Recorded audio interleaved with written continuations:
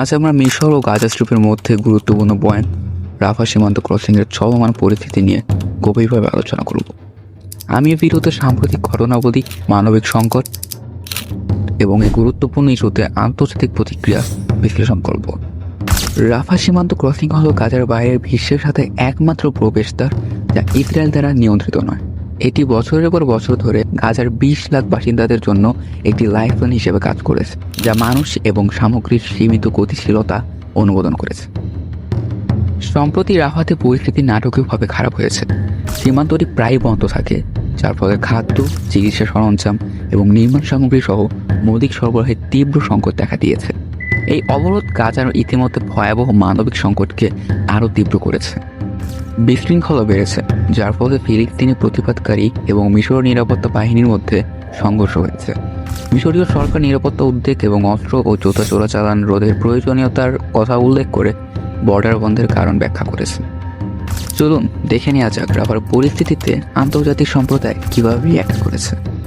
মার্কিন যুক্তরাষ্ট্র উভয় পক্ষকে সংযোগ দেখানোর জন্য এবং মিশরকে প্রয়োজনীয় মানবিক সাহায্য পৌঁছানোর জন্য আহ্বান জানিয়েছে।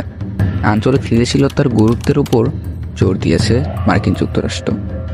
অন্যদিকে ইউরোপীয় ইউনিয়ন অবরোধে নিন্দা জানিয়েছে, গাজা অবলম্বে এবং বাধাহীন মানবিক প্রবেশের আহ্বান জানিয়েছে।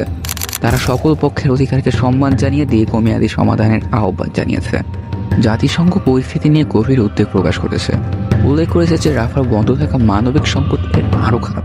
জাতিসংঘ বারবার সীমান্ত খোলার আহ্বান জানিয়েছে, যাতে গাজায় প্রয়োজনীয় সরবরাহ পৌঁছানো যায় এবং বেসামরিক লোকেরা স্ট্রিপের বাইরে চিকিৎসা নিতে পারে।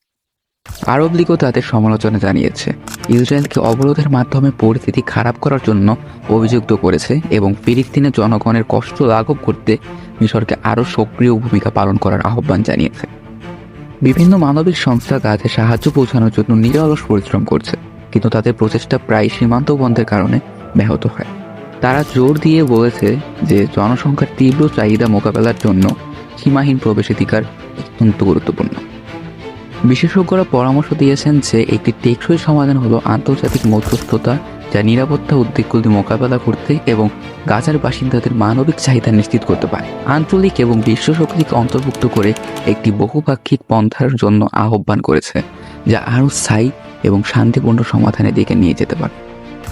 রাফার পরিস্থিতি একটি জটিল এবং গভীরভাবে উদ্বেগজনক সমস্যা হিসেবে রয়ে গেছে। আন্তর্জাতিক সম্প্রদায় নিরাপত্তা এবং মানবিক চাহিদার মধ্যে ভারসাম্য বজায় রাখার জন্য চাপ দিচ্ছে, কিন্তু একটি সমাধান না পাওয়া পর্যন্ত গাজার মানুষ ভুগতে থাকবে। রাফা সীমান্ত ক্রসিং নিয়ে আমাদের এই গভীর আলোচনায় যোগ দেওয়ার জন্য ধন্যবাদ। আপনি যদি এই ভিডিওটি ইনফরমেটিভ বলে মনে করেন, তবে আমাদের চ্যানেলটি লাইক, শেয়ার এবং সাবস্ক্রাইব করতে ভুলবেন না এবং কমেন্টে আমাদের জানান আপনি কি মনে করেন এই সংকট সমাধানে কি করা যেতে পারে। Stay inform and stay engaged.